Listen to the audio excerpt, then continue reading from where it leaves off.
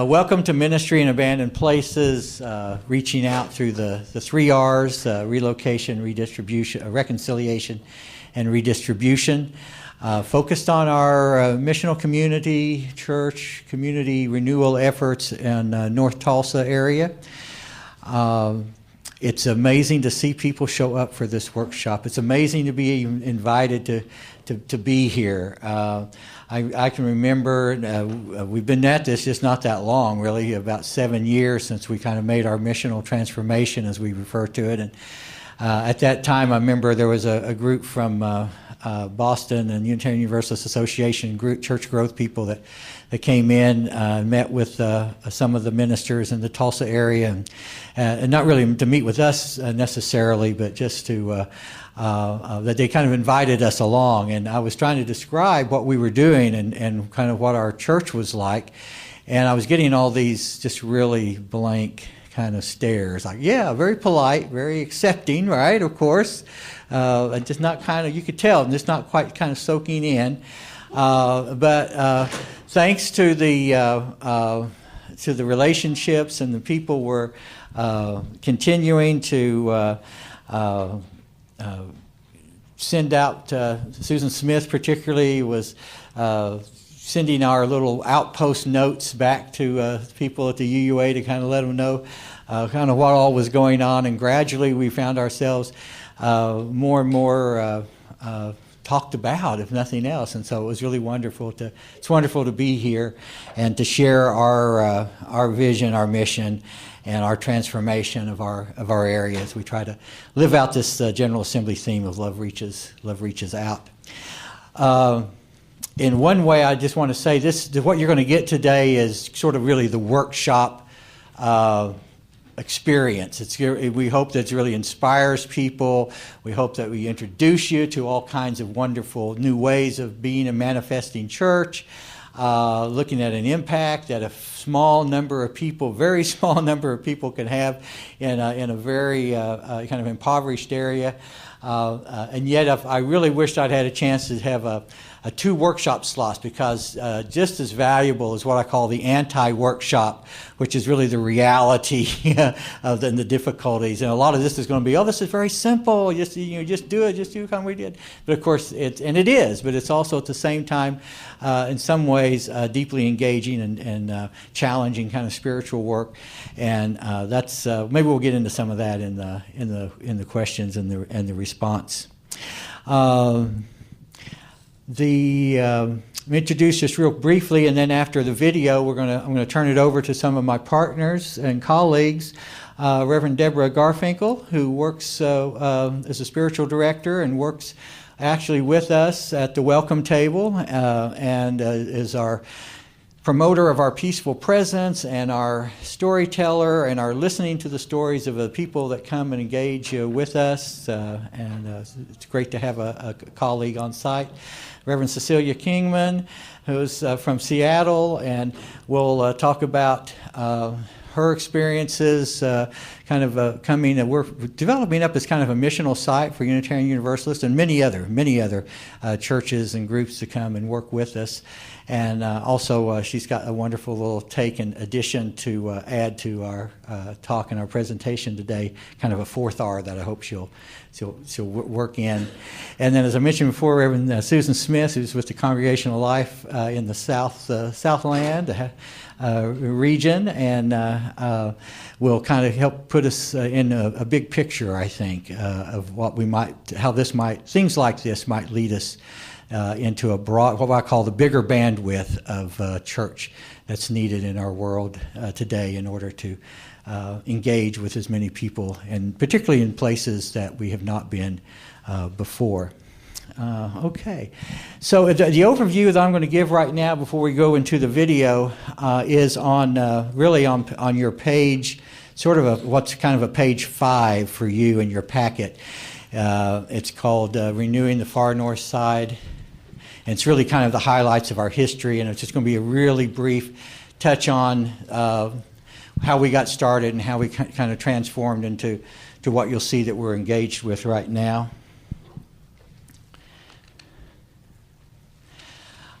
We began as an attempt to start pretty much a traditional, what we call attractional new church start in a fast-growing suburb in Tulsa County.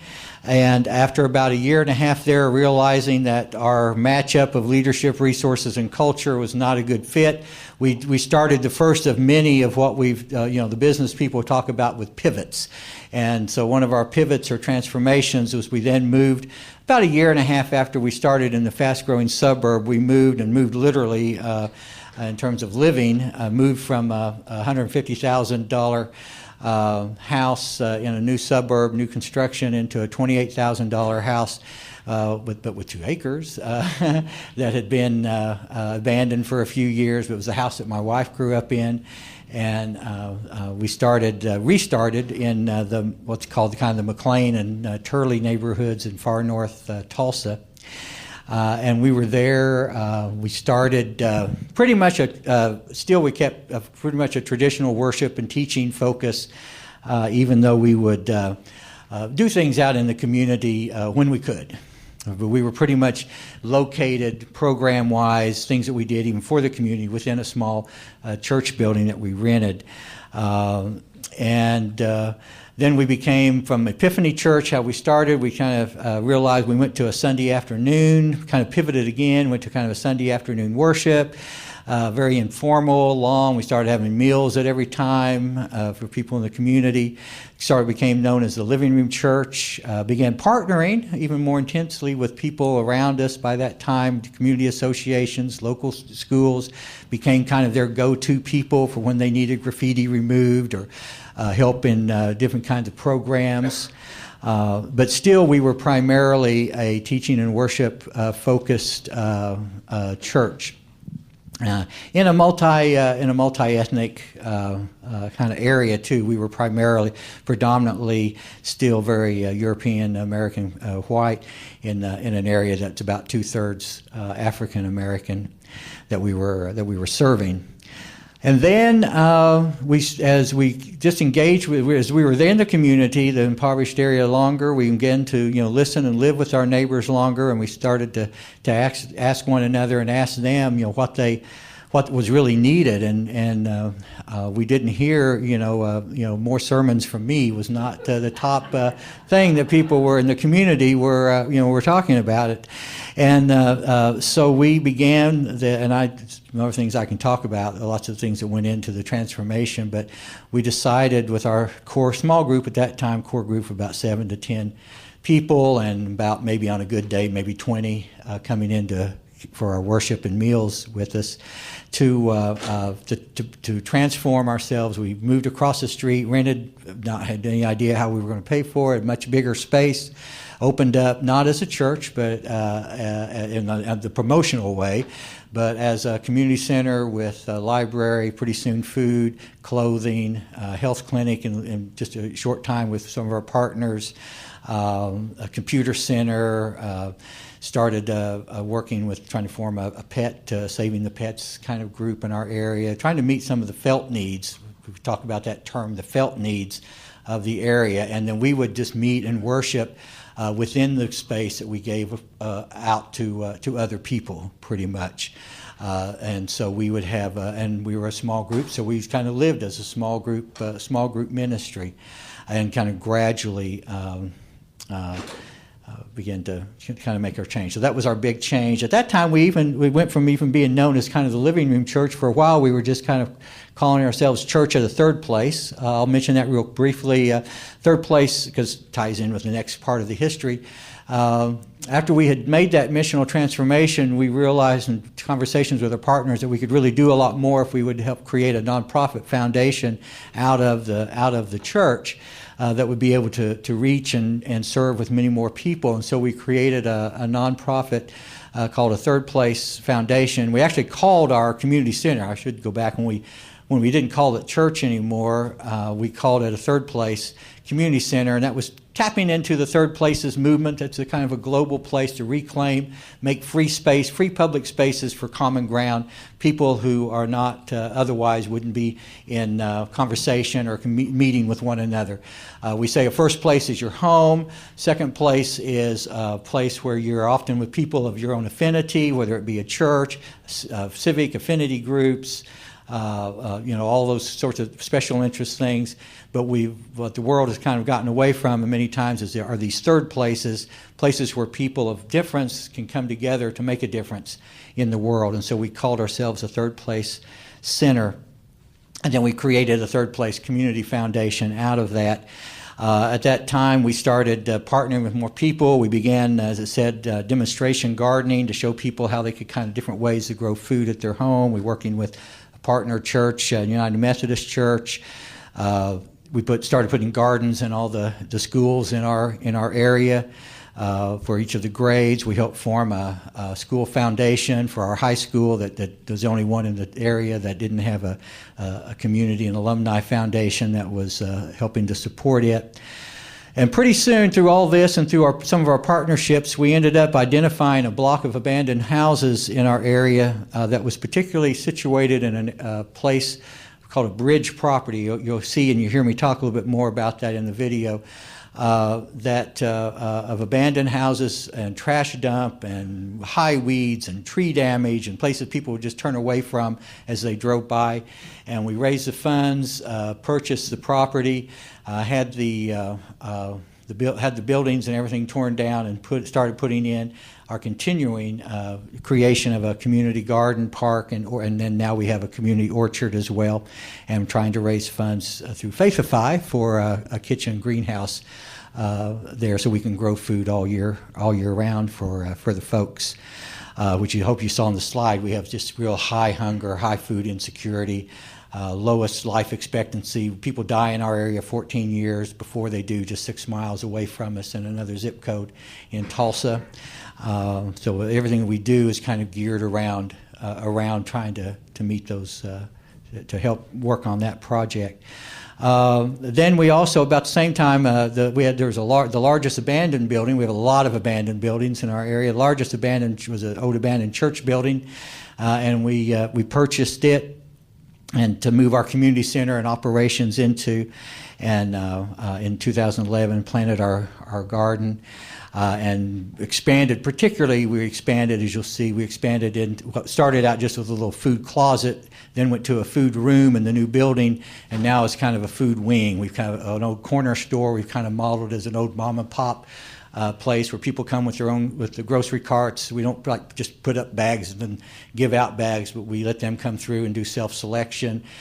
We do a lot of what we do is just engage with people during this whole process, and we give out a lot, about 1,000 people a month right now. And I should back up and say this is all unpaid, all volunteers. I've not, the 12 years I've been working on all this transformation, haven't been paid for any of this. All the volunteers, everybody, everything that's been done has been done. Now, do we like that? No, we'd love to be able to pay, take the next step and really pay people and improve, but we're not there yet. But we still continue to do an amazing amount through people's dedication and partnership and risk and permission giving. So that pretty much brings us up to where we are now.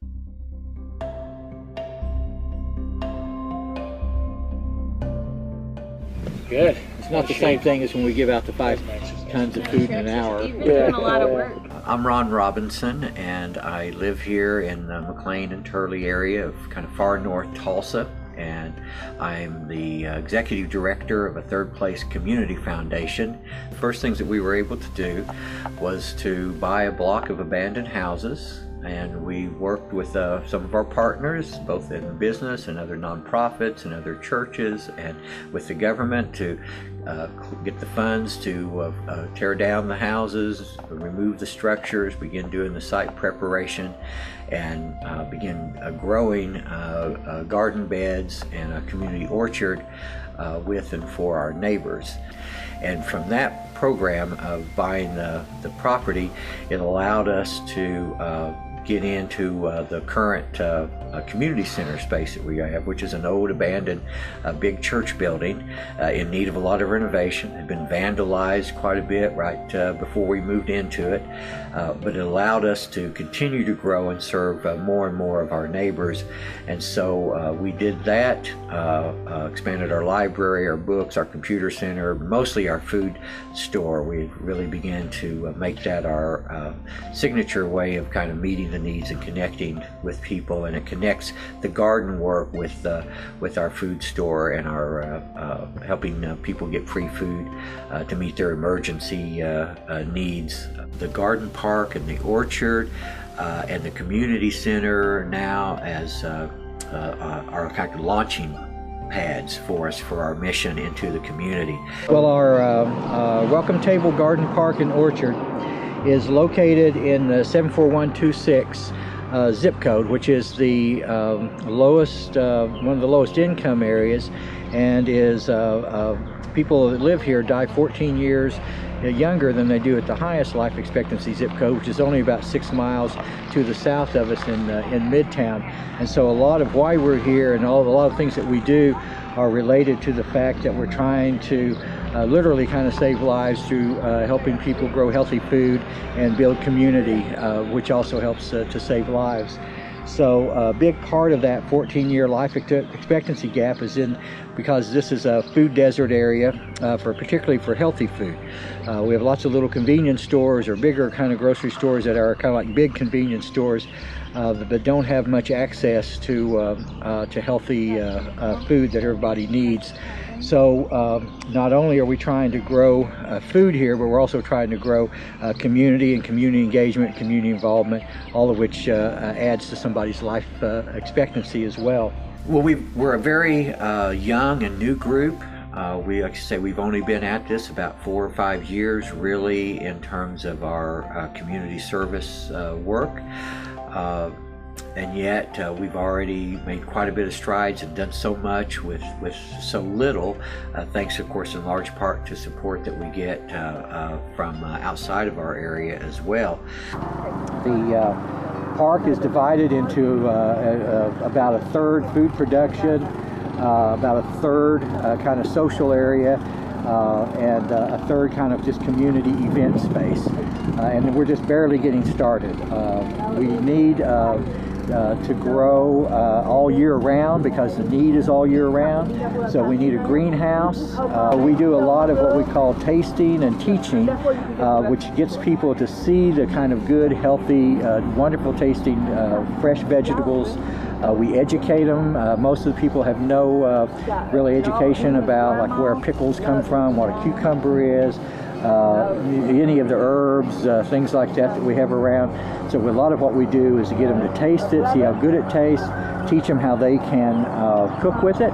So for that we need a kitchen. So we're trying to really have our kitchen greenhouse next phase project that will allow us to kind of go from what all we've done here so far, take it to the next step of really deepening people's education and improving their lifestyle.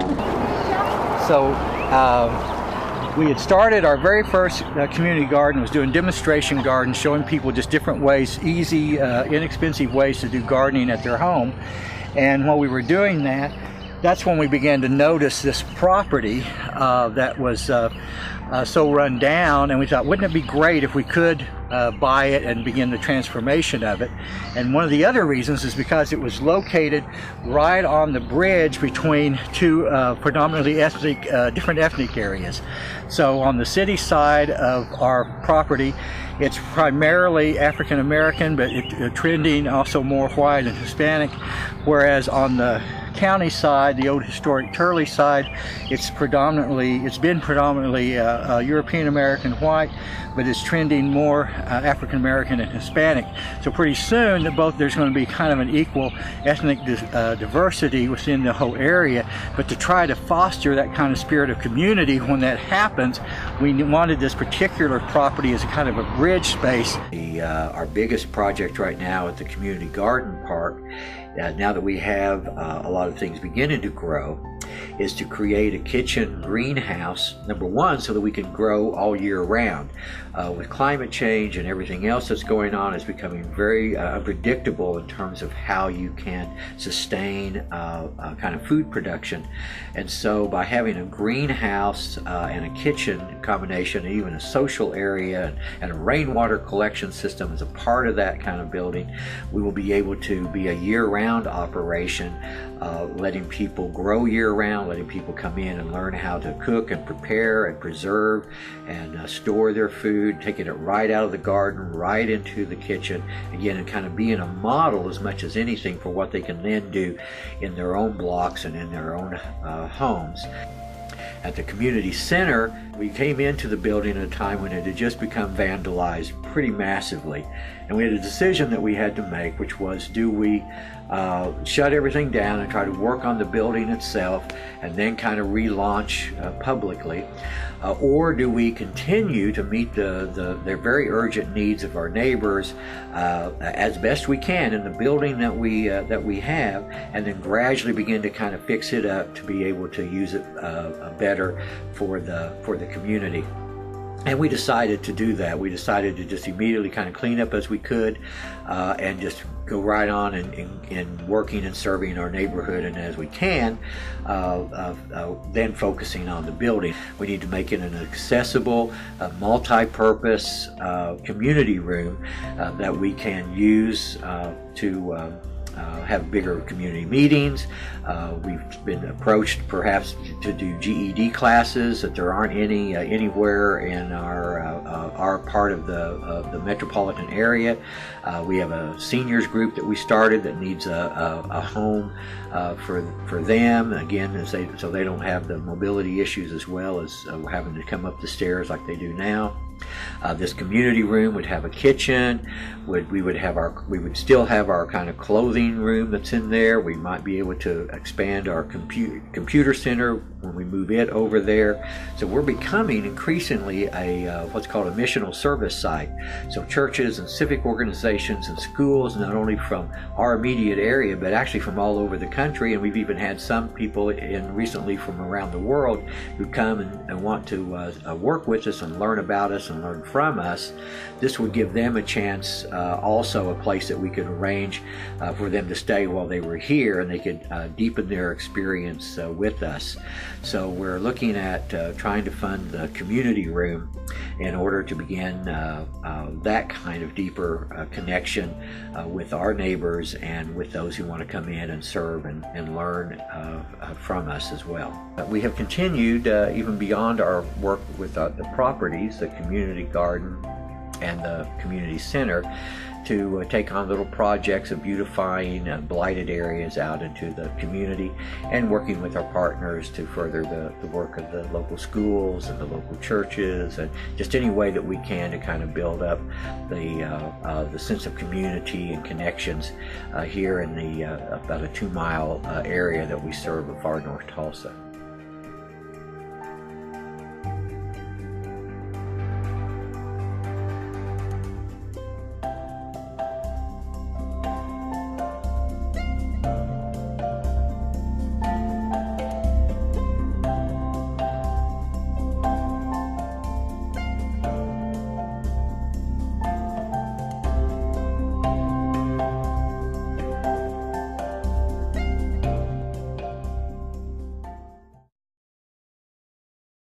Thank you so much. You know, we don't do a lot of technology around where we are yet, so still struggling. You should see that laptop, actually. It's very battered. Yeah, we do what we do. Well, before I turn it now over to my partners to talk about their experiences with us and how they see that as how they see that it can help move our wider association, as well as maybe deepen people's spiritual engagement and lives. I would just say a few ways to help us before I forget about it. I mentioned before Faithify. We actually have 2 programs on faithify.org. They just launched this past Wednesday, so you can go on and look for the Miracle Among the Ruins projects, And one, as I said, is for the trying to raise $6,000 for the kitchen greenhouse community at the park, and then $7,500 for the transformation of the Missional community room at the community center to be better host for locals and those who come in to help us out. And if you don't know about Faith of Five, we can talk about that in the later in the questions and things. But I hope you've heard about that already. The other way is, I should say we're right in the midst. We got about another week maybe or so. We're trying to. There's an organization. I think it's Nature's Path, and they put on each year a Gardens for Good project, and it's an online voting, and you can go to. I don't have the site with me, but it's called Gardens for Good. If you're going to Google that, and you can go in, you can find a third place and vote for us every day. And the top 6 votes, the top 6 organizations go to this board, who then decides the 3 groups that will get $15,000 for their garden. So we encourage people to support us through this next week or two on Gardens for Good campaign. Then come to see us. We're going to have we're having what's called a missional spirituality retreat next May the 29th to the 31st, and you can kind of stay with us in our area. We've done this. We did one earlier this year, Life on Fire conference, and Cecilia will probably mention that a little bit when she talks. This is going to be about developing spiritual practices, not in a faraway, wonderful retreat nature center, but right in the midst of abandoned places. And we hope maybe able to incorporate even more into people's deeper into their lives. So just $50 you can come for, and we'll put you up and feed you for the whole weekend at our site for our missional spirituality retreat. And then just in general, at any time, you can organize. Like I say, as you saw, we have lots of churches, both UU and others, and other groups that come in and stay with us or work with us from a day to a whole week. So be glad to host people to come in and learn in more in depth for us. Okay, so now I want to turn it over first to Debra. So I'm going to probably let her come up. And then we'll just kind of, Debra and Cecilia and then Susan, and we'll kind of share their experiences, and then we'll probably just open it up for some conversation after that. Thank you, Ron. First of all, I say this all the time, and I say it from the bottom of my heart. It is an incredible privilege to be able to work with our colleague Ron in this so essential ministry. I am a spiritual director, a trained spiritual director.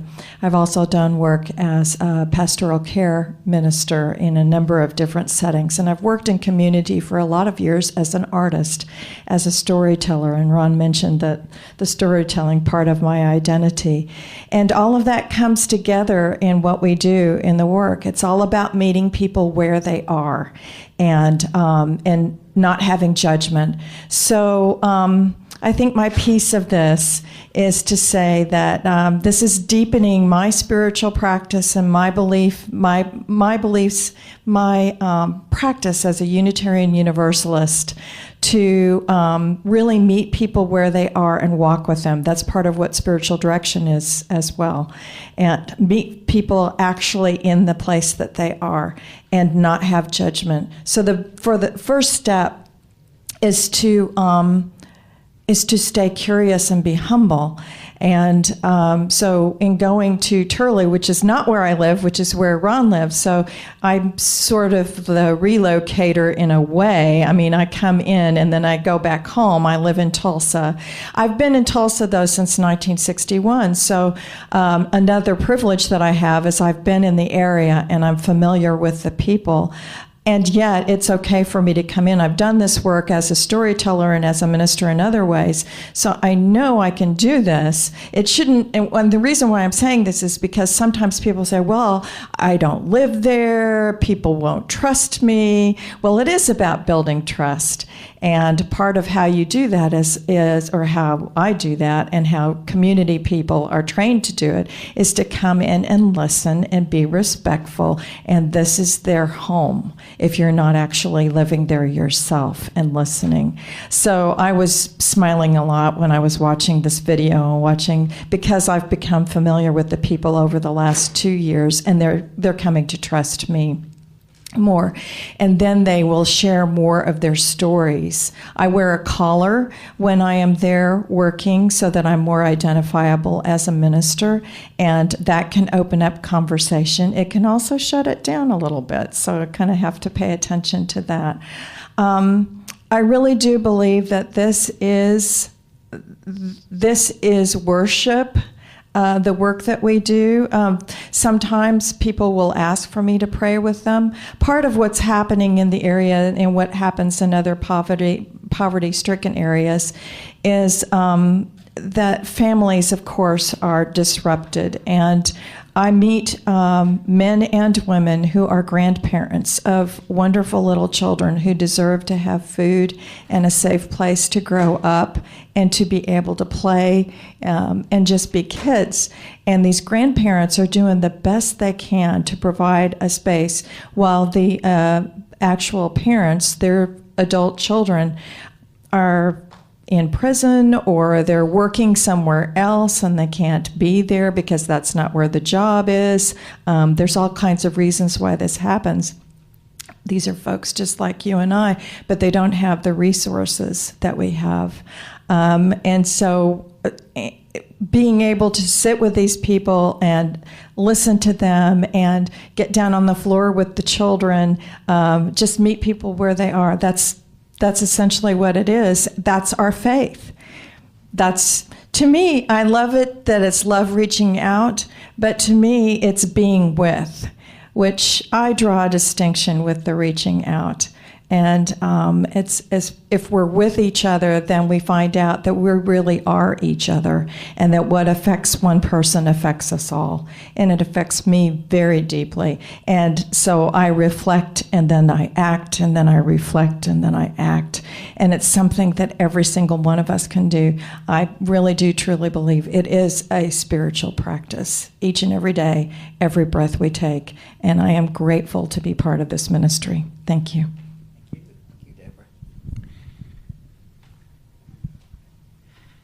Debra mentioned relocation, the first of the 3 R's in your packet. There's quite a bit about background on the 3 R's. I think it starts about on page 12 or so. And we can get into some of that before. There's a whole spectrum of relocation. It can mean, and we encourage people as much as possible to spend as much time and to actually live in and move in. It's a tremendously spiritual thing. Relocators are only one of our, when we put our team, when we did our missional transformation and our original core work, we really had a small, but we had a really strong team, and we realized that we really had why we did that is we were composed both of relocators, people who had moved into the area for the first time, but we also we had people who were remainers, which is sort of a different 3 R's. The remainers, returners, like myself. I grew up in that area, and my wife and I both. We met in kindergarten, and that's been our home off and on. So we're the kind of the returners, and then we have the relocators, and all 3 of those types of people bring particular gifts. And relocation, there's a whole spectrum. So just because people can't live there for various reasons, there's a way they spend more time, the way they spend their money, the way they do meetings. Where do you hold your board meetings? Where do you hold your committee meetings? Where do you have your church parties? All those are ways that you can empty yourself out, get into relocation areas. Debra mentioned wearing the collar. I do too, off and on, around those particular events. Almost all the time during the week, though, through it out there. And I do it primarily because the churches are closed around us, and we're the only. It's very bivocational, so the ministers all have to work in other places, and so Sunday's the only time when you see buildings open and for churches. And so this is a way that, and I owe that to a lot of this to Scott Wells, who I think I see back there, who taught me one of the advantages of wearing the issues of classism that we're involved in and around in the the value of wearing a collar, and so I do that a lot. Although I don't do it on our worship times. If it's Sunday morning, Sunday afternoon, where we are, generally I don't. We can talk about that because we flip everything around. Visitor and attraction. We try to attract people into the mission, and then if they're interested, they get invited to stay for worship, or they'll come back for worship. It's really more of a believer's worship. Worship is refreshing the soul of the people who are doing the service work. So we're not that we turn anybody away, and we do that, but it's not geared for trying to meet people and broadcast a message out kind of to worship. Anyway, those are some of the sort of the follow-ups I wanted to give that your talk kind of inspired me. And then speaking of relocation and the 3 R's, I want to turn it over to Cecilia Kingman.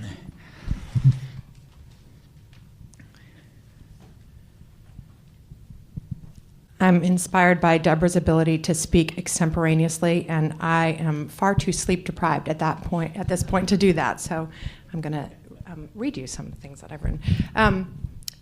Ron mentioned early on that I wanted to add a fourth R to the 3 R's. So the 3 R's are relocation, the practice of, as Ron just described, redistribution, the practice of redistribution of resources, reconciliation, to make whole what has been taken apart or broken. And then I think in our era now we need the fourth R of resilience, the ability to meet the coming challenges of climate change and economic disruption and all of these things. And we could decide if that was a sub-R to redistribution and reconciliation, or if it's its own R, but I see that as a very necessary practice. I went to Thre in late February, during a bitterly cold ice storm weekend, and I went as a pilgrim. This was a personal, spiritual journey for me to go and be restored to my right self. I have, for almost my entire adult life, attempted to practice the 3 R's. I was a devout follower of a liberal Christian magazine called The Other Side. I don't know if any of you ever read it. It's sadly, like so many small magazines, now gone, but this was where I learned this practice. And when I became a Unitarian Universalist, I sadly did not find a great many people who were familiar with these habits or seemingly wanted to engage in them. And Ron invited me to join a group of missional Unitarian Universalists. You may have heard of us, the Red Pill Brethren. Some of us are members of that group. And it was then that I found my tribe within Unitarian Universalism and got to know Ron better. And that probably saved me for Unitarian Universalism. I live in Seattle, Washington, and my partner Alan, who is Quaker, also practices these things. And that's probably what saves our partnership when we argue over how to load the dishwasher, the fact that we are committed to these values and we try to raise our children in these values. We live in a part of Seattle that is, we live in the south end of Seattle on the edge of two worlds. We live literally on the street where a very wealthy neighborhood and a very impoverished neighborhood meet, and we live on that line. Our front door looks out onto the neighborhood that moves forward down the hill into lovely Lake Washington, and our back door opens out into Rainier Avenue and the most diverse zip code in the United States, and quite a bit of poverty that the kind of gritty urban poverty. I was raised in Montana among rural poverty, so when I arrived in Thre, it was familiar to me, and I'm not someone who is unaware, even on a personal level, from some of those kinds of suffering of abandonment of places. I have family members who were incarcerated. I have family members who have been homeless from mental illness, and we have addiction issues in our family. So you'd think I'm not an innocent going into this, and yet I was absolutely stunned by the renewal that occurred for me in being in Thre. Ron gave me a tour. I arrived a day early before our Red Pill Brethren unconference, and I was received in loving hospitality into his family's home as well, and stayed in your grandmother's home, right? His now late grandmother's home. And, this is a place, you saw these pictures, this is a place that we citizens of empire have turned our backs on. I felt personally complicit, even though I live very far away, in the decay of this area. I have traveled in the 1990s in post-communist Romania, and this was worse in some ways than what we saw in those early days after the devastation of communism, what we saw in Thre. Some of it similar. People who can't get clean water in their own homes. People who have no way to wash their clothes or take a shower or even get a drink. People who have no running sewer lines anymore, no bus service, no way to get to work, no jobs to get to. So it's easy, I think, for us to identify urban poverty in our country, but we forget about how vicious rural poverty is. And so that was my first experience, was sort of remembering, having grown up near reservations and in small town Montana, how vicious and isolating rural poverty is. And then, while I was there, for me, to be a person of faith is to wrestle in these questions. The biblical story of the rich young man who asks Jesus, what do I do to be saved? What do I do to have eternal life? And Jesus says, well, you follow the commandments. I see some head nodding. Maybe perhaps you were raised Baptist like me if you're nodding your head. You have to do all of these things. You have to do all of these things. And the young man says, well, I've done all these things. I've followed these commandments my whole life. And then Jesus says, well, then you must give up all you have and follow me. Follow my teachings, as we Unitarian Universalists would understand this midrash I'm doing. Follow my teachings. And the line says, the young man went away sad, for he had many possessions. And I do not want to end my life having been the rich young man who was so tied to my security and status and possessions and material comfort and what Daniel Berrigan calls the tyranny of normalcy. I don't want to come to the end of my days having been seduced by all that and having missed out on the true communion with full humanity, with one another and with all of God's loving creation. This is my spiritual practice, my constant discipline. And I read somewhere one time that it's hard to fight the enemy when they have outposts in your head. I have this over my desk. My mind and heart are constantly colonized by being a citizen of a vast and still wealthy empire, by being a member of a highly consumeristic society. Whenever I see Ron, I'm like, look at, I am still totally colonized by this. I still judge myself by the standards of this world. I judge my ministry by the standards of this world far, far too often. And so I went to Thre to be restored. And I was by not just Ron and Debra and the practice of absolute loving kindness that they bring there. They meet people with eyes and hearts and hands just open and just present. And there is no agenda except to witness and to feed. Feed my sheep, just to witness and to feed. Feed spirits, feed bodies, feed bodies. I think the thing that I left with, the thing that still haunts me, is not something that I saw in Thre, but a story that I was told by one of the volunteers and that Ron then also told me. There was a man who came in to the to the general store. I love this. People shop. Do you understand what Ron said? They don't come in and get handed something. They have the dignity of pushing a grocery cart around and choosing food that their families will eat. That in of itself is stunning to me. And so this man came in, and he was somewhat belligerent. And most of the people there are very kind. They're all kind. It's incredible kindness to one another. Incredible blessings on your day. That kind of phrase. Blessings on your day. And this man came in, and he was a little sketchy, belligerent, not so sure. He seemed very almost hostile. And the volunteers were meeting him as best they could with kindness, but they were a little nervous and worried. But they got him his food, and then it was toward the close of the day, and when they closed up and they went outside, they saw him crouched on the ground, tearing open food packages and putting food. I can't even tell you the story without crying. And putting food into his mouth as fast as he could. He was starving. He was literally starving. 8 miles from beautiful downtown Tulsa. Starving. He was belligerent because he was irrational with hunger. And I know Ron said it's hard and we need the workshop, the second workshop. We need the second workshop on how hard it is. But to me, people are starving and we have food. I have food. I have an education, I have resources. And so redistribution is not just to give money away, redistribution is also to redistribute myself. To show up and be in kindness and to feed others. And then to be that practice that Debra so embodies of reconciliation, the witness of Debra. I was so moved to just watch her sit and pray and hold hands and weep with people. And then she ministered to us. We had a little hearty band there, and that, just that practice of reconciliation. And then Bonnie, Ron's wife, who grows this food and is a practice in and of herself as a person of resilience.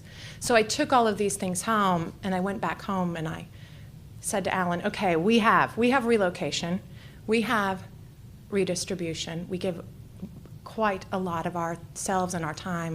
My partner Alan works for a nonprofit that serves homeless people and does economic redistribution, advocacy. We live this. We do practice reconciliation on our block. We are always being together and bringing our neighbors together.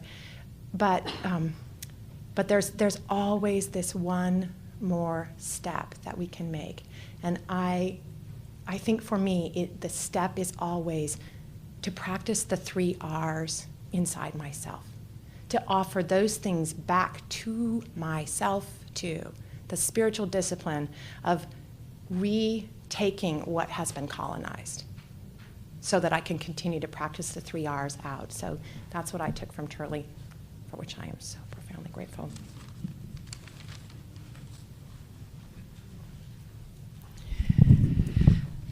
So I'll just pick up on and maybe fill in some gaps from what Cecilia mentioned about our place. I guess you can tell the difference between like Tulsa and like Seattle, because we wouldn't really think of ourselves as rural, but then we do have a little bit of kind of a land, so it is different. Yeah, as we serve 12,500 people from 46th Street North, 76th Street North, Highway 75, and the Osage County line. That is our parish. Those are my church members.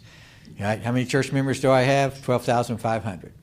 That's who I care about. That's who I'm concerned about. That's who we're kind of trying to seek and engage with.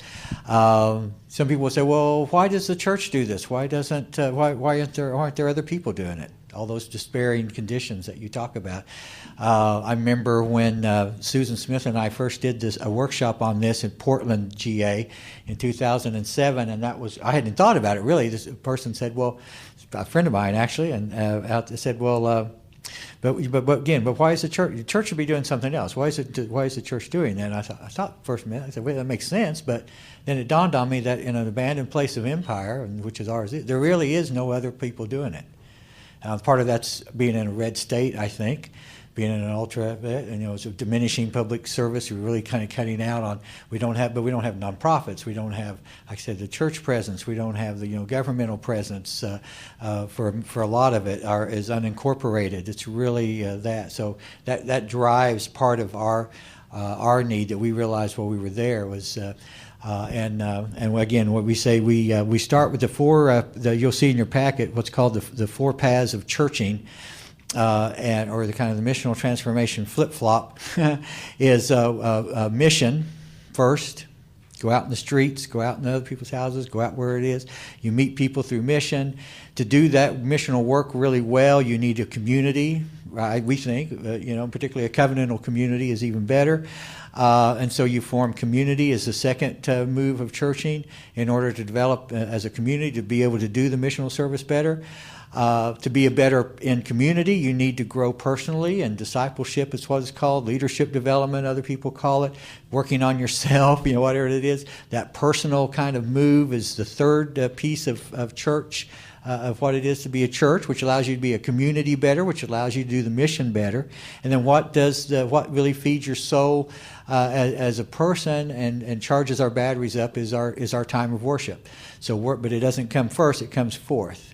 And so if we have to sacrifice anything, it goes down that line. We put mission first, community, discipleship, or leadership development, and worship. But we really need all of them, so kind of spectrum. But I mentioned Susan Smith in that workshop in 2007 that we had, and she's been a good partner from afar and then close up sometimes too from that time on. So let me turn it over to Susan.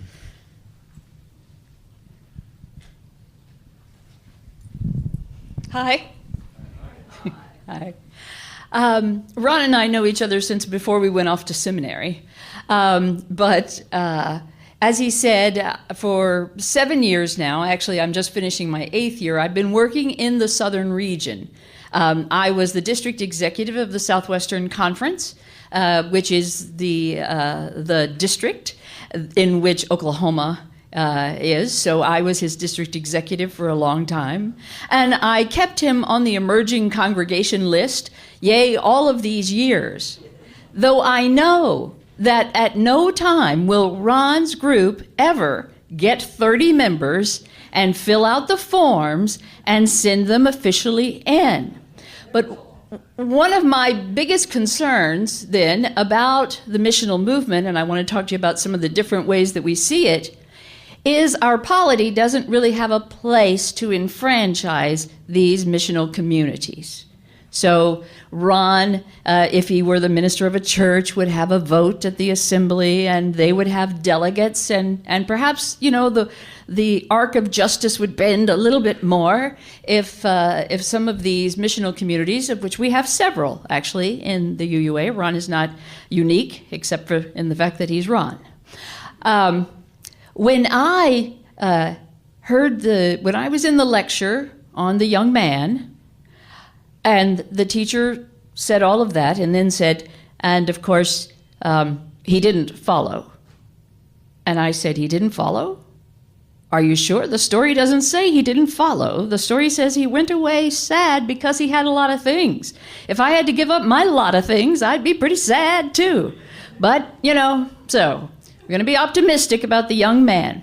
But you're probably saying to yourself, no, I'm not moving into the worst neighborhood in my city and spend all of my time and money. And those of you who are ministers are probably saying, no, I'm not working 7 years without any salary and all of my perks. But in fact, this is probably the way that things are going, I have to tell you. It's a generational thing. I'm sure you've heard that our younger generations have no interest in church as we have done it before. And yet they may, in fact, be the next greatest generation because they have the financial decay, the decay of public services, the global warming effects are all around us. They have so many challenges that they have to meet, and they want to meet those challenges. Our younger generations now are people who are more like Ron. They turn it on their head. They would rather be in service than be in our church buildings in worship. So some of the things that emerge out of missional communities and things like that are neo-monastic communities. And we have some of those in our Unitarian Universalist Association, though they may not call themselves that. So that is, let's take an example. Let's say someone donates their lovely home to the church. They are retiring, maybe moving into a retirement center. Their home is paid for. Their heirs don't need the home. Why not give this home with many bedrooms to the church? And then a group of people covenant together, a covenantal community join together, move into that house, adopt the, let's say, 8 square blocks around them, and know every one of their neighbors. And no child comes home in that neighborhood without a place to go and have a snack and have help with their homework. No elderly person in that neighborhood is not checked on every day to see that they are well. There is no litter in that neighborhood. There are community parties. Ron didn't tell you that he may have like 8 people show up for worship, but he has several hundred show up for his parties. Right. So, and wouldn't you like to have several hundred show up for your parties, right?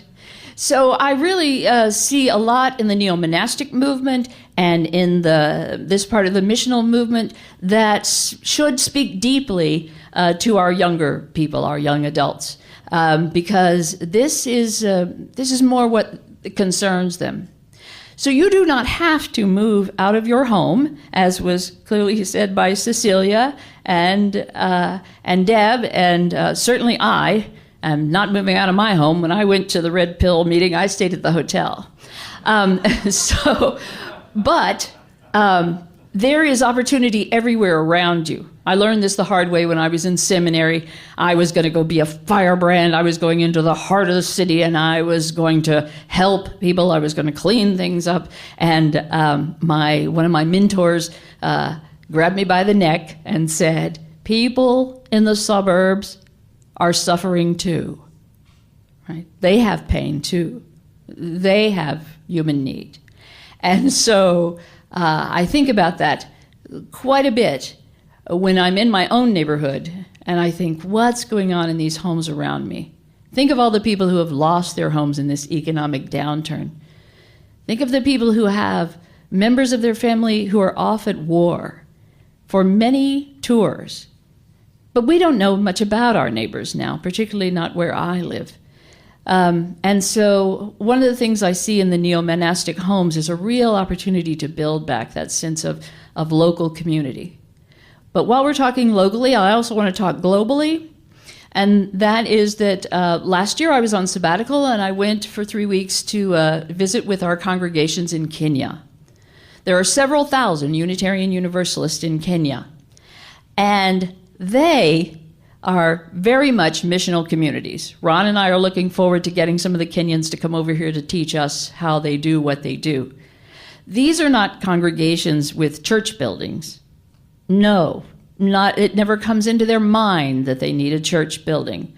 What they are interested in is finding some resources to make it possible to have the young adults find work. So if they have enough money to buy a sewing machine, then they teach someone to sew, teach someone to make portraits. Then maybe you make a little money out of that roadside vegetable stand or corn mill, posho mill they call it in Kenya, and you take that and you make a small loan to two ladies who want to open up a beauty parlor in the slums of Nairobi. And they do this and they pay it back. All of this is meant to help the orphans of Nairobi. You know that Africa is overwhelmed by its orphans. These are congregations where if there are 20 members in the congregation, they have 40 orphans living in their homes. And they build schools, and it was one of the greatest experiences that I saw of people who are just missional life is what they think church is all about. Church is service. And service is a gift. And that's one of the things that I've come to understand. Service is a spiritual discipline, and to be able to be of service is very much a gift. And I think there are many ways that, say, a large congregation could work in a city, or a cluster could come together to have a community center like Ron has, or we can work through our new UUA crowdfunding, Faithify, to support missions like this. But I want to tell you that the UUA board is considering what to do about them. Like I said, legally. Where is their place in a congregationalism with a little c? And so this is one of the things that I'm interested in from my perspective in my work. And I hope that when you hear something about this in the future, you'll have an idea of who we're talking about and what kind of communities. And when people say congregations and beyond, you'll say, oh, yes, I met some of those beyonders. So. Thanks, Susan. I apologize. All of us are so caught up and wound up in missional church that we just talk on way too much, and didn't give y'all nearly enough time. But we'll have a little bit of time, and then I'll make myself present, here, and until they kick us out and stuff like that to carry things on. Because I could talk about some of our spiritual practices and our 15 minutes, yeah, but that's 15 minutes. You all are just going to get started. I can tell that. So I'm just going to let you know that we'll be around to talk. We do have Can you go to the? I think they need to go to the mic. Yeah, I think they have to go to the mic so they can record it and all that. Thanks. Sorry. Yeah, I guess say who you are and all that sort of stuff. Okay, Mike. Introduce yourself. Yeah. Yeah. Can you hear me? Yeah. Okay. My question has to do with what we as congregations can do to influence the board to recognize missional communities. Is there anything we can do from the ground up? Right. Well, I will tell you real quick is start missional communities yourself. And that gives you power, number one. And then I'm sure Susan, the rest of that's beyond me because I'm not really connected in with any of the big associational stuff. But there's a lot going on. They're being really receptive. Commission on Appraisal came all the way to Tulsa. Yes. To meet with us and talk with us and learn about us. So that's percolating. Right. Remember, you're part of a system of representative government. And particularly while we're here at General Assembly, it's very easy to find the board members. And you might say that you met Ron. Every one of them knows who Ron is. He's been on the cover of the UU World. We just can't find a way to get him a vote. So tell them that you understand that they're studying how to enfranchise the missional communities and, the and beyonds, and you really support them going forward with that. Yeah, part of mine was I was trying to be very transparent and build relationships, particularly as kind of an early generator of this, and so I knew it was kind of weird and wonderful. Our district board member for many years, Burton Carley, was a good advocate for us. We always talked, and it's just really important. There's a responsibility on the missional communities as well to stay transparent and accountable, and I'm in relationship with the UU churches in Tulsa and the cluster and the county and the district. I don't know, whatever, we'll do that. Other questions pop up to the thing there. I mentioned something about our spiritual practice. Part of our covenant, part of the reasons that we maybe have so few in worship, we are kind of, in a way, our vision is kind of demanding. This is our rule of life, as we call it. Daily prayer or meditation. Weekly worship doesn't have to be with us, but weekly worship, I'll come back to that worship in a minute. Monthly spiritual check-in, kind of accountability. Annual retreat, and kind of a lifetime pilgrimage that you're working your life toward. And then in the meantime, it's just random daily acts of kindness and beauty. And then we also work financially, aiming toward what's called the reverse tithe. So restructuring your life so that you can live on, and particularly when you live in the poverty areas, it's a little easier to do it, but it's still a struggle, and we still work toward it. You live on 10%, you save 10%, and you give 80% to the community through various ways. Yeah. Hi, I'm Eve Stevens, and I'm going to be serving the congregation in Utica, New York in the fall. And I'm wondering if you could say a little bit more specifically about what groups or organizations or other people you partnered with, and what specifically you were asking resource-wise and organization-wise from them. Yeah, you'll see, if you go into our website, you'll probably see a whole list, or Faithify, you see a whole list of partners. Our first, besides our local school, our local neighborhood association, we just immediately started partnering with them. But our biggest breakthrough, I guess, came with the University of Oklahoma Graduate Social Work Program. One of our members was on the faculty there, and through that, we were able to get the health clinic to come out in our space. And we just kind of grew from there, and now with other universities, and now we're becoming a service learning site, trying to turn one of our rooms so that different universities can actually have a little space there and always have students and others kind of coming through. And then they closed down the health. That's a whole other health. Don't even get me started on health. But they took their health clinic away, but kept them in the other areas. But we had the Tulsa Health Department soon after that located a clinic and their whole building in our area too. And so we do a lot of partnerships with the health department a lot. So yeah, there's so many. I mean, there's all kinds of ways. We just partner with. We have nutrition counselors that are there, and health department people that are there with us. It's every way that a community is impacted, that's who you want to build relationships with. So you want to have a social worker, be able to be around it to listen to folks. We had an attorney from come and help people that have landlord disputes or, need to have help with domestic violence. Oh, well, then there's a local group in Tulsa that's domestic violence intervention services. I mean, it just goes every time somebody comes and asks me a question and I think, oh, that's another resource I need to make a relationship with, or I need to go back and visit those people again.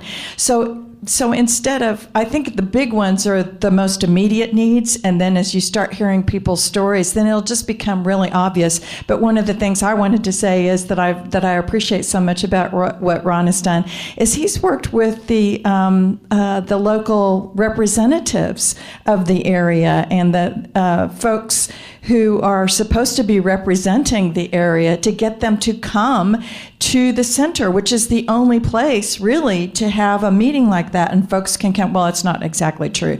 And the Parks Department. So some of the meetings will be at a local park. So there's that partnership there, and artists and musicians. I mean, it just goes on and on. So however the people are telling you what they need, then that's the connections you build.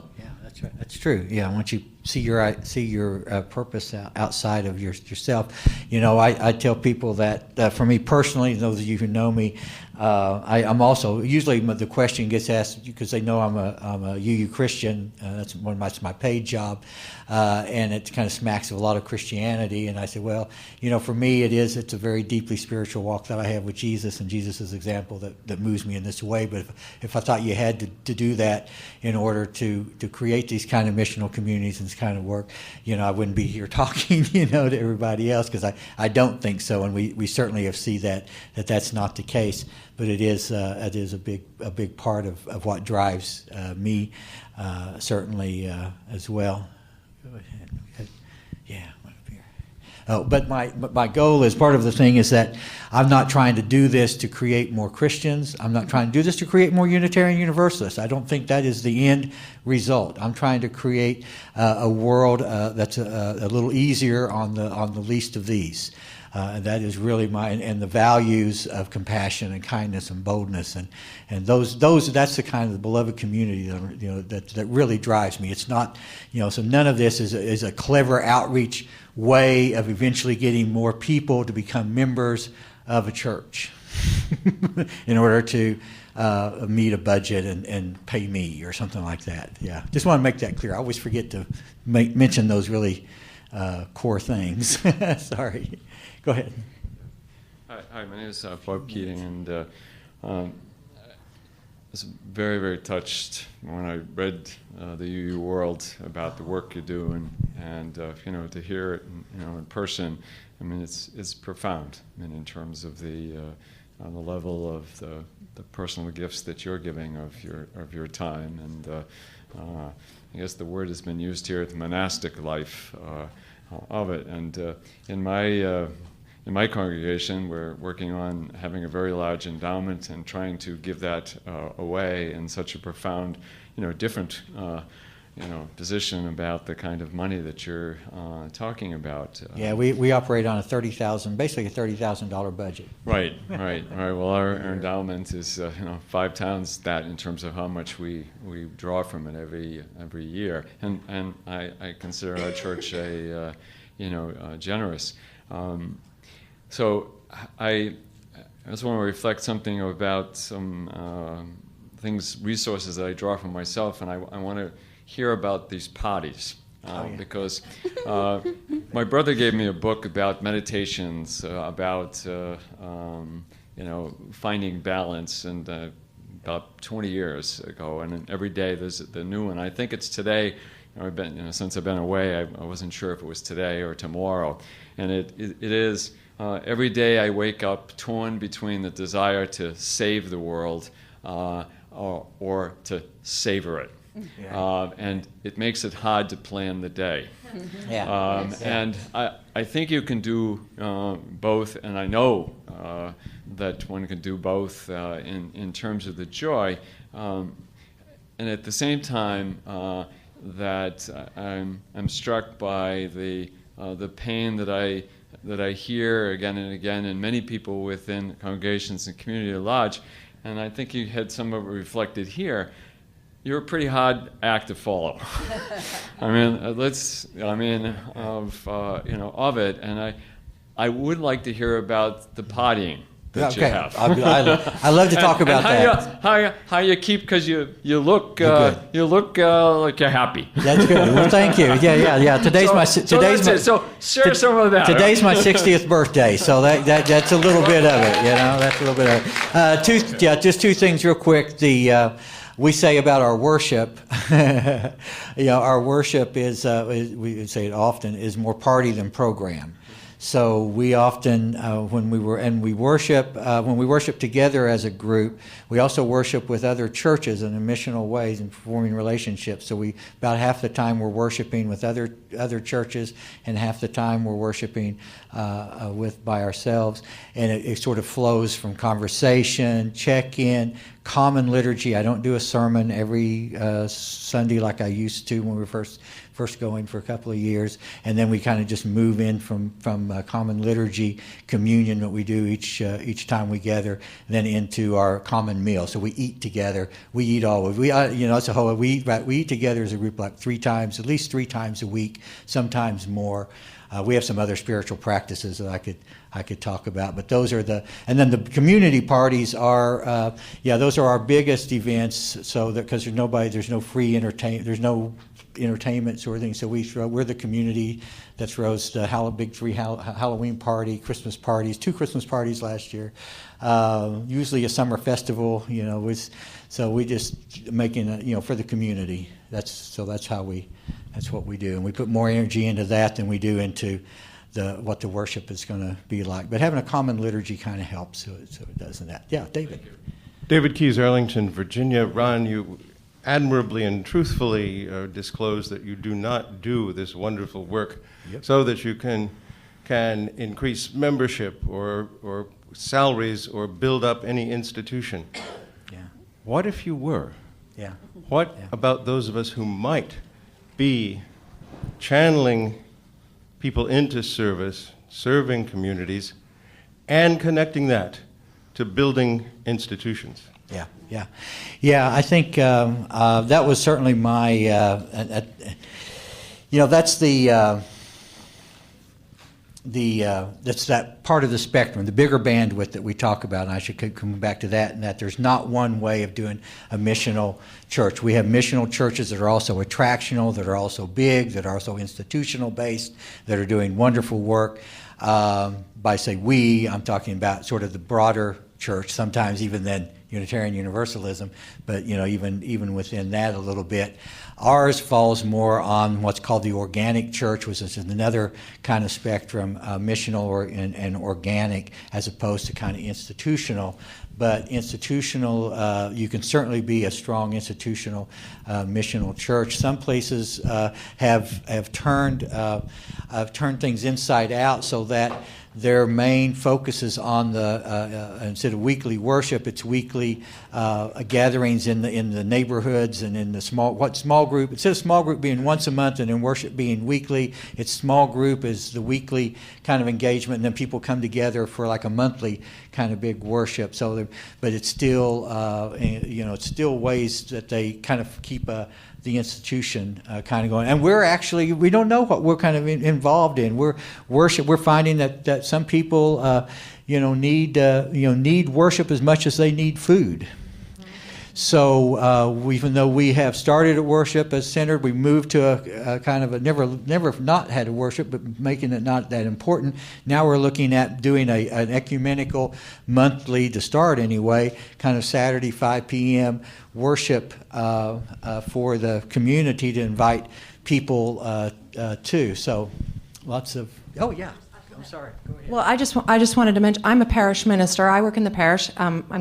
Here's my new supervising minister, Eric Kamenetsky, and I have my entire ministry worked in the parish, and I absolutely think that this can be done in parishes. I think that we have to think of it as leaven into the institutional church, though, the yeast, because it's very difficult to just go in, and probably devastating to a minister's career, to just go in and say, I'm just going to turn this whole church inside out, and we're going to do this a whole other way. But to understand that we can offer our people this spiritual practice, we can invite people to go to places where they have these transformative experiences, and we can declare that the purpose of the church is not Sunday morning worship. The purpose of the church is to transform society, to serve in love, and that worship is the celebration and the renewal for doing that work. That's what I would say. Sorry. Our time is up. Yeah, guys. that's the missional flip, and letting the needs, the felt needs of the world kind of gauge you. So we're running over, so anybody's free to leave. But if you want to stay, we'll stay until they kick us out, or I see anybody else coming in. And thank you so much for my partners here.